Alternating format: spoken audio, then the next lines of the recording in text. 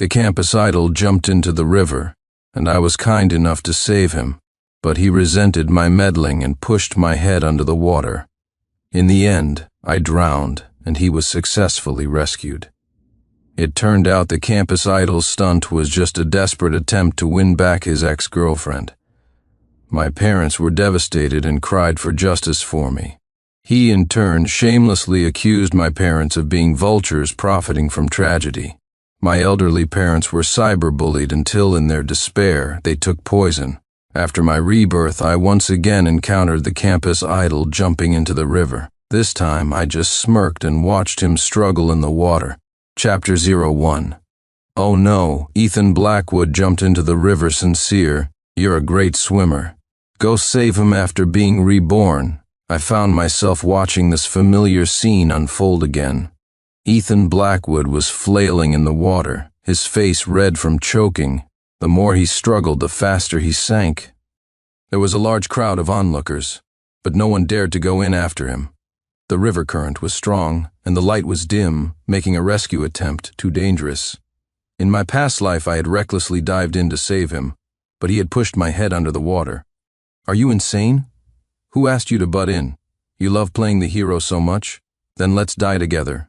I struggled desperately, trying to find a chance to escape, but Ethan Blackwood clung to me like a water demon. He was determined to take me down with him. It wasn't until a large wave came that we were both on the verge of drowning. My girlfriend, Isabel Turner, threw a rope. Ethan Blackwood used me as a stepping stone to grab the rope and climb back to shore, and I drowned in the freezing river. It turned out Ethan Blackwood never really wanted to die. He was just putting on a self-pity act to win back his ex-girlfriend. Netizens were furious and condemned his actions, but he just frowned, feigning grief. I am heartbroken by Sincere Clark's sacrifice. I never expected something like this to happen. He's gone now. Please, I'm begging everyone, stop the cyberbullying. My parents fainted from crying several times. They posted online demanding justice for me. But Ethan Blackwood paid social media trolls to attack them. Doesn't your conscience hurt using your son's death for clout? How shameless. Does profiting from tragedy taste good? I bet all this viral attention is making you a lot of money, huh? My parents, overwhelmed with grief and anger, took poison, and I could only watch as my family was destroyed. I was filled with hatred, regretting that I had saved such a bad seed. I never thought I would get a chance to be reborn. This time, I just smirked and watched him struggle in the water. Chapter 02. Isabel Turner was still nagging me. Go on, save Ethan Blackwood. She was sweating with anxiety and even gave me a shove. Caught off guard, I almost face-planted. Whose girlfriend are you anyway? If you're so worried about him, you go save him. Isabel's face instantly turned beet red. Ethan Blackwood was the campus idol, the heartthrob she could never have. In my past life, when Ethan and I were both in danger, she threw the life-saving rope to him first. After I died, she even defended him. I believe Ethan didn't mean to kill Sincere. It was Sincere's fate. There was nothing anyone could do. Everyone, please be rational and stop bullying an innocent person. I finally saw her for what she truly was. This time around, Isabel was trying to guilt-trip me again. You're a swimming champion. You've even won the city championship. I'm not as good a swimmer as you. It would be dangerous for me to go in. Damn it, and it wouldn't be dangerous for me? I turned to leave, but Isabel suddenly yelled at me. How can you be so cold-blooded and ruthless? You know how to swim, but you refuse to save a life. The crowd of onlookers all turned to stare at me. Saving a life is the noblest act. Come on, young man, just do a good deed. If he drowns, can you live with that on your conscience? A triumphant smile flickered across Isabel's face. Wow, just brilliant. Rallying the crowd to guilt-trip me, was that the plan? I shouted in exasperation. Fine, I'll save him. I walked toward the river with a look of grim determination. However, the next second, I deliberately took a nasty fall. The rocks are slippery. It's perfectly normal for me to slip, right? My knee is injured. It's perfectly normal that I can't save anyone now, right? Let's see who can force me to save him now. Isabel shot me a venomous glare. You can't do anything right. You're useless with that. She jumped into the river herself to save him. The fool had no idea what danger she was heading into. Sure enough, Ethan Blackwood started cursing. Who the hell are you? I don't need you to save me. You psycho. Who asked you to butt in? He reached out and viciously pushed Isabel's head down. My heart pounded like a drum. It's over.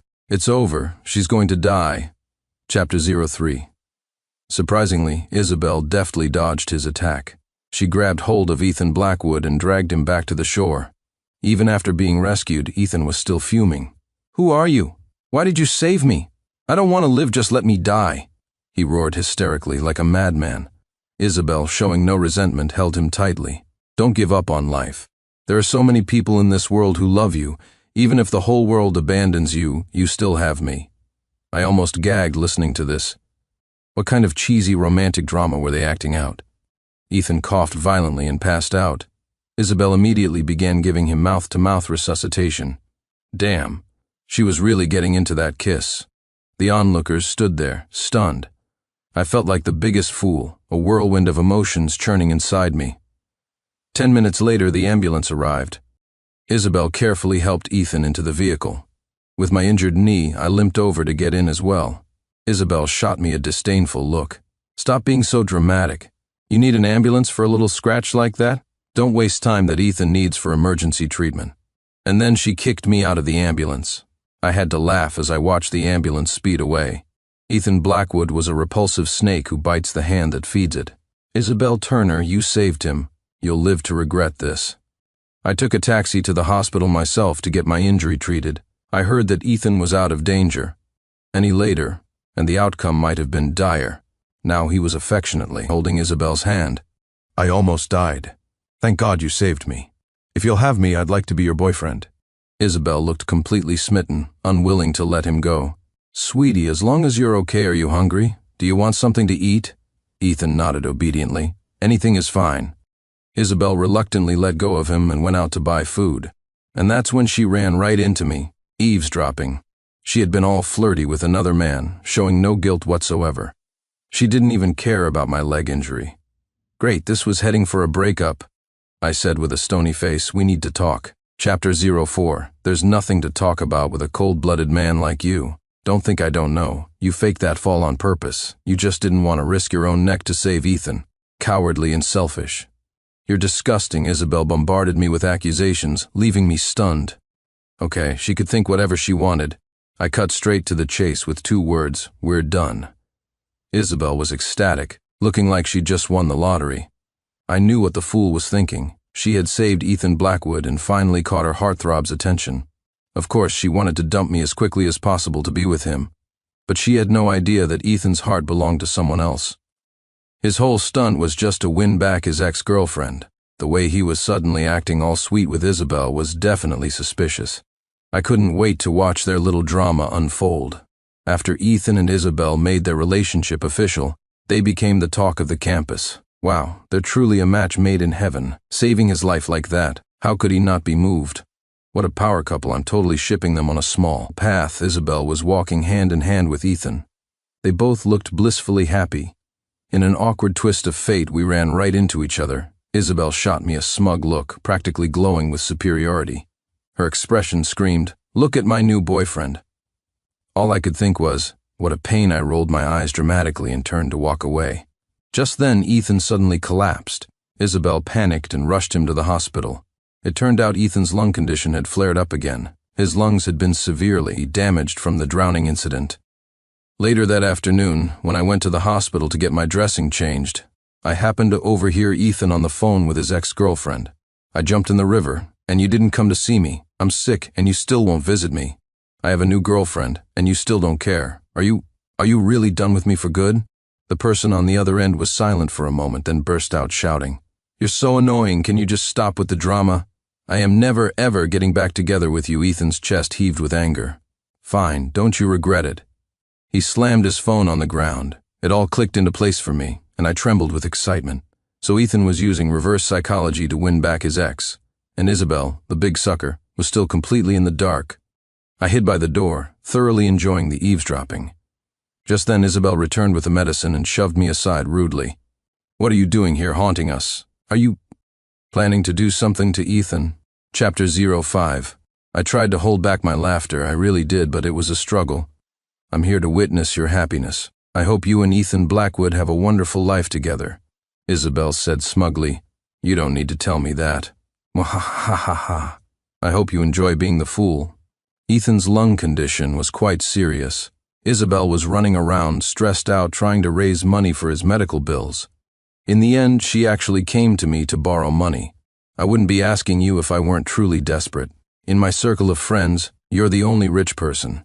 Sincere, can you please help me? I tilted my head back haughtily. No, Isabel dropped to her knees with a thud. She looked at me pitifully, tears streaming down her face. Even though we broke up, we can still be friends, right? I'm begging you, for the sake of our 4 years together. My skin crawled, and my head was buzzing. Truly, shameless people know no bounds. Shut up, fine. I'll lend it to you, okay? She quickly wiped her tears and forced a smile. But I'm going to charge interest. The interest rate I proposed left Isabel stunned. Even loan sharks aren't as greedy as you, then go borrow from a loan shark. Why are you bitching to me? Isabel's face turned red with anger and she stormed out, slamming the door. A few days later, I heard she had started pulling all-nighters to paint. She was an art student and usually made money by selling her paintings. She thought she was some kind of genius painter. In reality, no one was willing to buy her art. I used to be the one hiring people to buy her paintings. Now that I've stopped, let's see who's going to buy her work. A few days later, I was having afternoon tea with my best friend, Leo Johnson. Isabel stormed into the cafe in a rage. She picked up a cup of scalding coffee and threw it in my face. Sincere, you a damn jerk or what? Just because we broke up, you have to do this to me. What right do you have to get me blacklisted by the entire industry? Chapter 06. I hissed in pain from the hot coffee. I was both furious and amused. So she thought the reason she couldn't sell her paintings was because I had blacklisted her? My best friend Leo was enraged and stood up for me. Who let this dog in here barking like this? What does it have to do with Sincere if you can't sell your art? All the paintings you sold before were bought by people he hired. Did you really think you were the next Da Vinci? Isabel looked as if she had been struck by lightning, standing there completely stunned for a long time. It was a huge blow, one that would be hard for anyone to accept. Her eyes welled up and she looked like she was about to cry. Why would you do that? To protect your fragile ego, of course. I had silently supported her dream for 4 years. But in the end, all I got in return was her betrayal. Thinking about it now, I was a complete idiot. Instead of being grateful, Isabel lashed out at me. Who needs your charity? I don't care about your self-righteous sacrifices. This ungrateful wretch actually made me laugh. Then give me back the money from all the paintings you sold, and you're going to pay my medical bills for this burn. Isabel looked mortified, grinding her teeth. She was desperate for money. Making her pay it back was like asking for her life. Leo grabbed her wrist, looking like he was ready to tear her apart. Pay up or I'm calling the cops. Under Leo's relentless pressure, she paid for the medical bills and fled. She was lucky she ran fast. Otherwise, I would have sued her for everything she was worth. Leo felt sorry for me and introduced me to a beautiful girl from campus. This girl, Victoria Ainsworth, was much gentler and cuter than Isabel.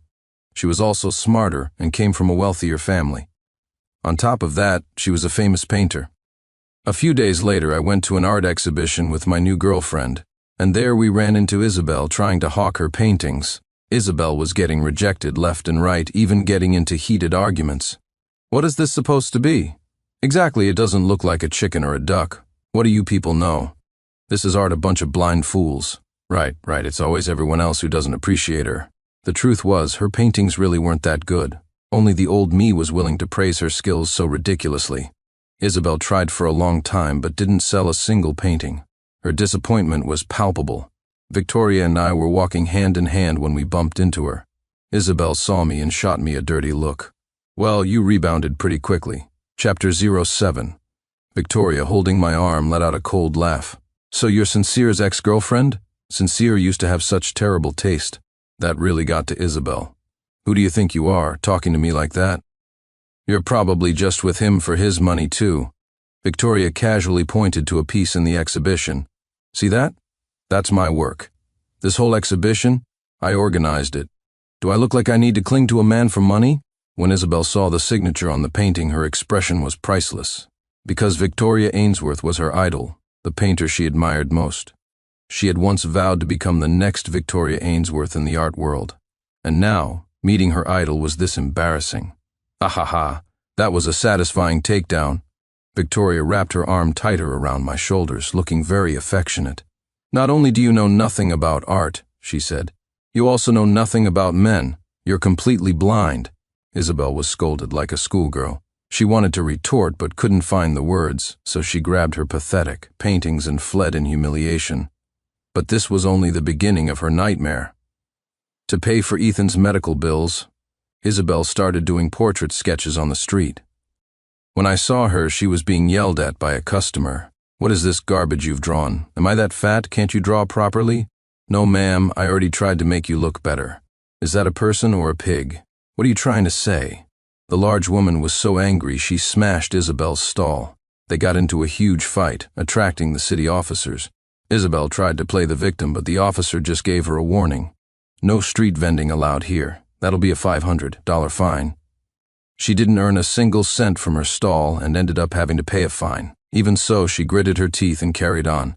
I'd call her the biggest simp in history. She had no idea that Ethan was squandering her hard-earned money.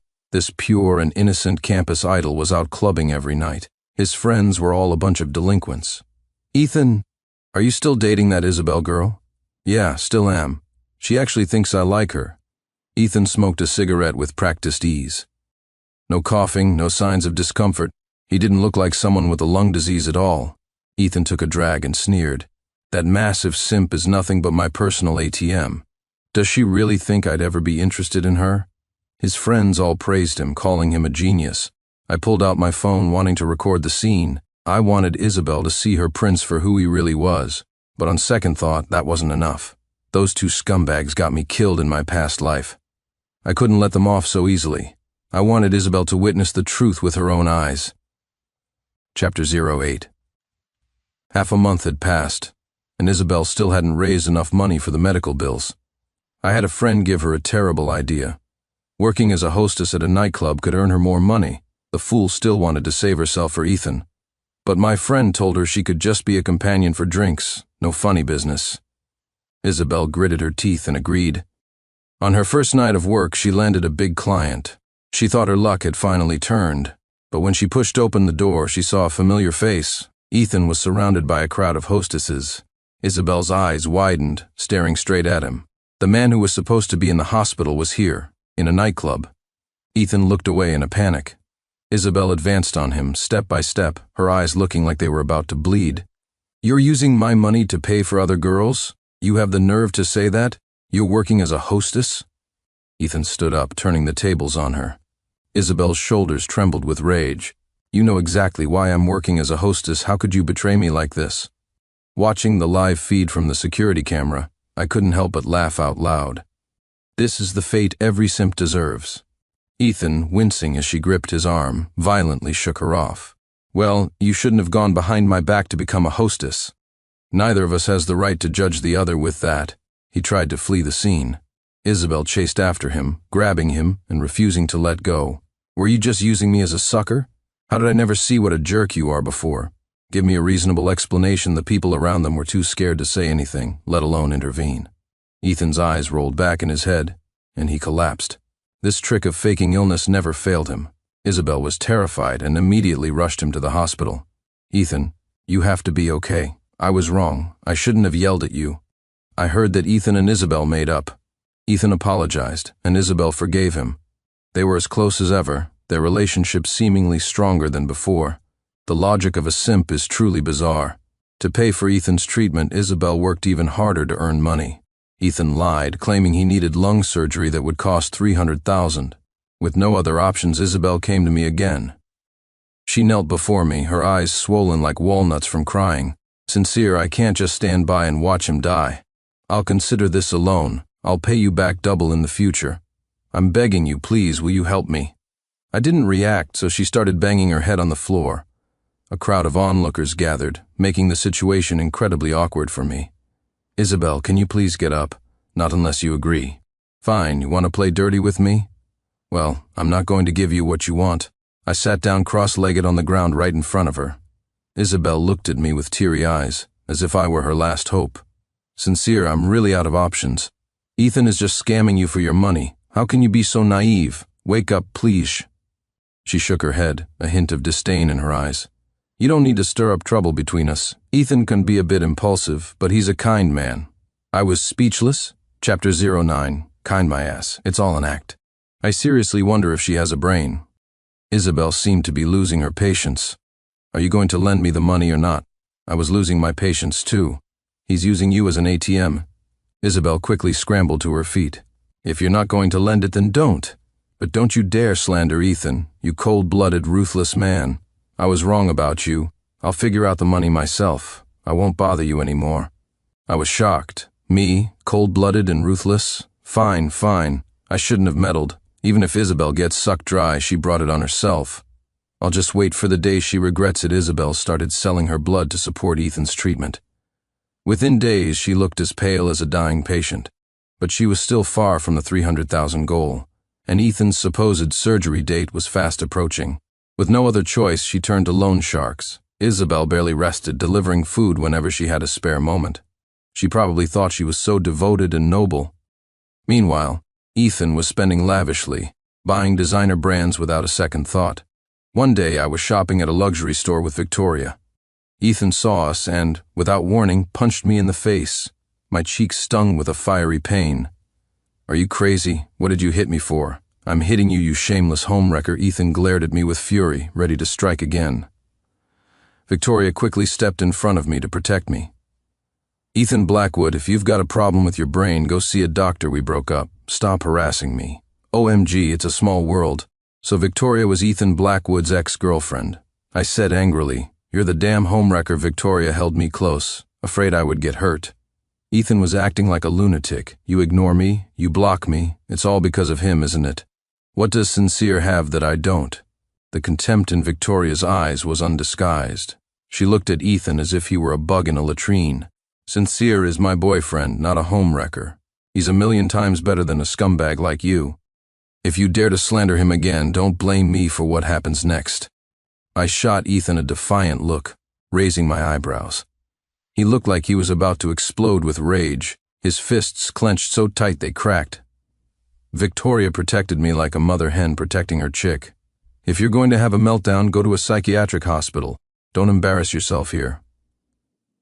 What are you talking about? I'm not finished with you two. Victoria tried to pull me away, not wanting to deal with him. But Ethan was relentless, refusing to let us leave. Ethan, what are you doing? Isabel suddenly appeared. She was still wearing her food delivery uniform. She was grimy and smelled of sour sweat. The color drained from Ethan's face instantly. Isabel asked nervously, did they bully you? Victoria scanned them both with a scornful look. You must be Ethan's new girlfriend, right? Girl, are you blind? You dumped Sincere for this scumbag? Chapter 10. I stood tall like a proud fighting cock. Victoria always knew how to make me look good. Isabel was furious. Ethan is not a scumbag. Ethan panicked and tried to pull Isabel away. But Victoria was determined to stab him where it hurts. What are you running for? Afraid I'll tell her everything? You are a scumbag. You scam people for money everywhere you go. Isabel stopped in her tracks and whipped her head around. Her eyes were filled with terrifying bloodshot veins. If you say one more word, I won't be so polite. Victoria decided to lay it all out. Ethan Blackwood is a scumbag. He scammed me out of millions. One minute he'd say he had cancer, the next he was talking about some investment. He was constantly asking me for money, treating me like an idiot. When Isabel heard the word cancer, she suddenly seemed to snap out of her delusion. I added with conviction, he loves to fake being sick. Ethan's face grew paler and paler. The more he tried to hide his panic, the more his guilt showed. Isabel demanded that Ethan show her his medical records. Your lung disease diagnosis. Let me see it again. But Ethan hesitated, refusing to produce it. After all that bluffing, he finally got caught. Isabel looked instantly heartbroken. A small smile played on Victoria's lips as she delivered the final blow. Do you know why he jumped into the river? It was a self-pity act, all for my benefit. But I couldn't care less whether he lives or dies. Only a fool like Isabel would think he was suffering from depression. Even getting together with Isabel was just part of his reverse psychology. And on top of that, she was a free ATM. The brutal truths were laid out before Isabel, one by one. She finally broke down, her voice hoarse with accusation. So you never loved me. You were just using me. Ethan Blackwood, you've deceived me so cruelly. Ethan wanted to argue, but he couldn't utter a single word. He turned and ran, with Isabel chasing furiously behind him. Victoria nudged me with her shoulder and gave me a playful wink. So, how does that feel? Pretty satisfying, right? Hee, my wifey is the best. Meanwhile, Isabel's life had descended into hell. The loan she took out was snowballing. The loan sharks demanded their money, so she could only try to get it back from Ethan. Someone saw them fighting violently on the street. Isabel blocked Ethan, who was dressed head to toe in designer clothes. If you don't pay me back, they're going to cut off my hand. What's that got to do with me? You gave me that money willingly. Victoria was absolutely right. Ethan was obsessed with money, and it was a one-way street. Isabel looked at Ethan in disbelief. The pure, wonderful man she had idolized was really like this. So you're going to be shameless about it? You think I won't call the police? Go ahead, call the police. Let's see who they side with. He had reason to be confident. Money given willingly couldn't be recovered, even through a lawsuit. Isabel had no choice but to swallow this bitter pill. You bastard, do you have any conscience? After everything I've done for you, what was it all for? Ethan looked at her with utter annoyance. It was for you being an idiot. Did I force you to do anything? You were the one simping for me like a dog. Chapter 11. Isabel brought all of this on herself. I warned her that Ethan was no good. This is what happens when you don't listen. Isabel exploded with rage and lunged at him. Ethan pulled out his phone and started recording her face. Isabel Turner, you dare hit me? Assault is illegal. Do you want to go to jail? Later, the debt collectors found Isabel. Ethan ran faster than a rabbit and vanished without a trace. Isabel was left to face the vicious creditors alone. She smiled nervously, her legs trembling. I'll definitely pay you back. Just give me a little more time. Cut the crap, we've given you enough time. If you don't pay up, I'll beat you to death. Isabel swore she would pay them back. The creditors gave her 1 more month. I didn't believe for a second she could pay it off. With no other choice, she came back to me. So annoying. How many times has it been now? On my way home, Isabel blocked my path. She had drawn many portraits of me and presented them to me as if they were treasures. Babe, look. Don't you think this looks just like you? Her pathetic, fawning smile disgusted me. We first met in a beautiful park. I was there for a photography project and she was painting by the lake. She drew a picture of me, and I was incredibly moved. After that, we naturally started dating. What's this, trying to play the sentiment card? What is this garbage you've drawn? Is it supposed to be a pig that's come to life? I sneered, took her drawings and tore them to shreds. The light in Isabel's tear-filled eyes shattered. Babe, I'm so sorry for how I treated you before. I realize now that you were the only one who was ever truly good to me. Can you give me another chance to get back together? I didn't want to hear another word she had to say. I threw her shredded drawings into the trash. Your art is cheap, and so is your love. Now please, get the hell out of my life. But Isabel clung to me like a leech, refusing to leave. Sincere, I still have feelings for you. I dream about you all the time. I'll die without you. Her acting was superb, tears streaming down her face. I just found this whole act even more pathetic. Then how did you treat me? In my past life, Ethan Blackwood got me killed. You didn't fight for justice for me. You even defended him. That was something I would never forgive her for. Isabel thought hard for a moment and finally remembered. No wonder you didn't save Ethan this time. And I mistakenly thought you were being cold-blooded and ruthless. I looked at Isabel with utter disgust. What right do you have to ask for a second chance? You and that scumbag Ethan deserve each other. She was stunned by my words. Her expression was one of complete and utter shock. I turned and walked away, never wanting to see her again in this lifetime. Isabel cried out behind me. Sincere, I didn't look back, but I left her with one final sentence. Let's never see each other again. Chapter 12. Late at night, Isabel's calls came one after another, like a summons from the Grim Reaper. I was about to hang up when Victoria snatched the phone and answered. Isabel seemed to be drunk, her words slurring. Babe, I really miss you so much. I was possessed before. I can't believe I didn't cherish you. I'm in so much pain. I feel like my heart is dying. I felt a wave of nausea, almost bringing up my dinner. Victoria sneered. You just don't give up, do you? Isabel bristled like a cornered porcupine. Victoria Ainsworth? Why are you answering his phone? Are you with Sincere this late at night?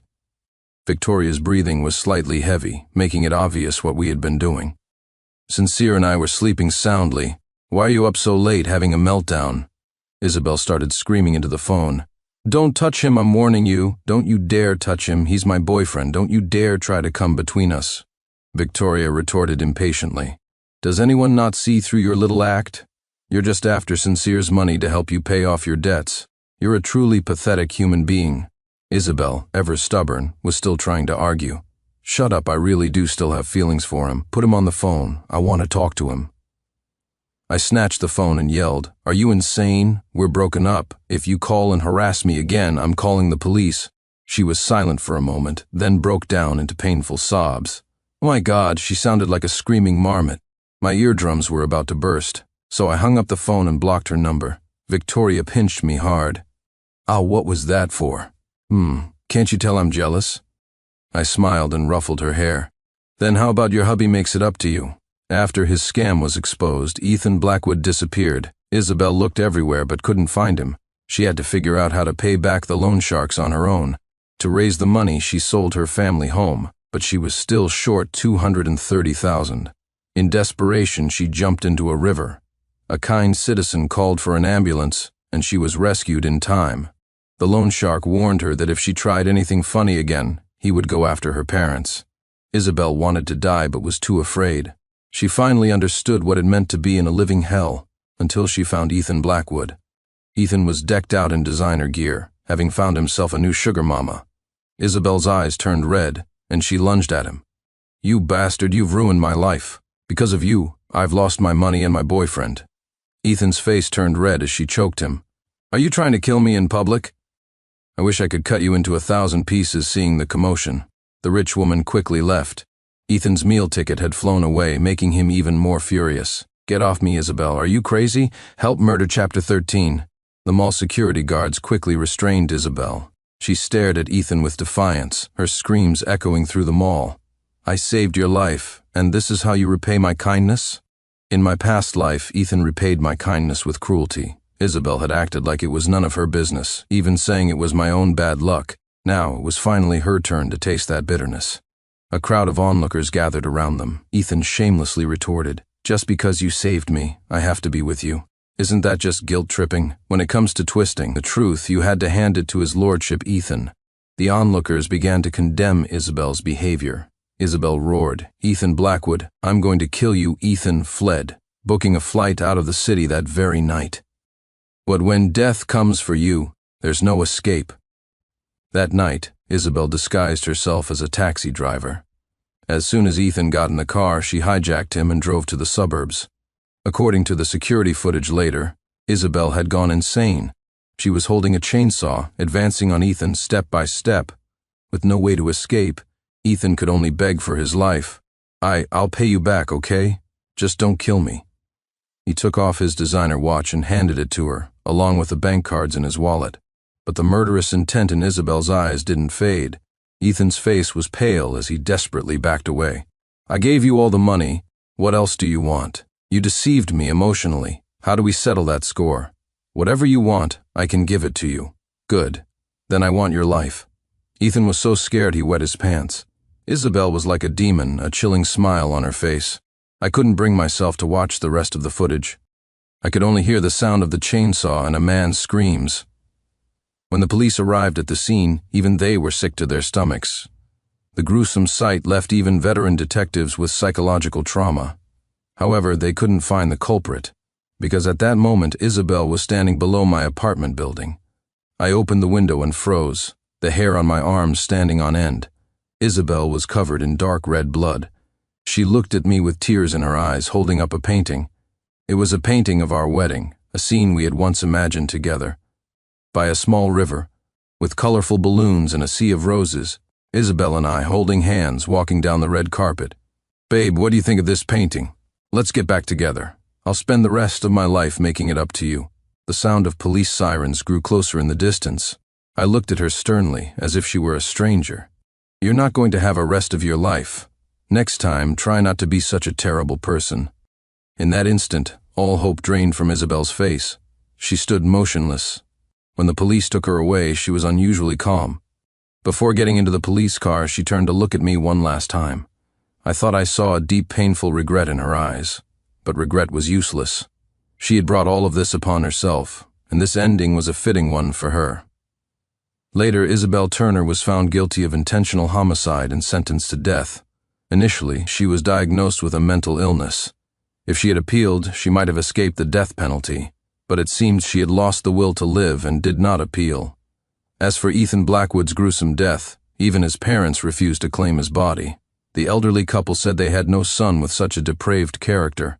All the ugliness was finally over. The following spring, Victoria and I got married. The scene was just as I had once imagined it, by a small river with colorful balloons and a sea of roses. Victoria, in her wedding dress, had a smile warmer than the sun. Victoria and I held hands and walked down the red carpet, and from then on, we lived a life of blissful happiness. The end.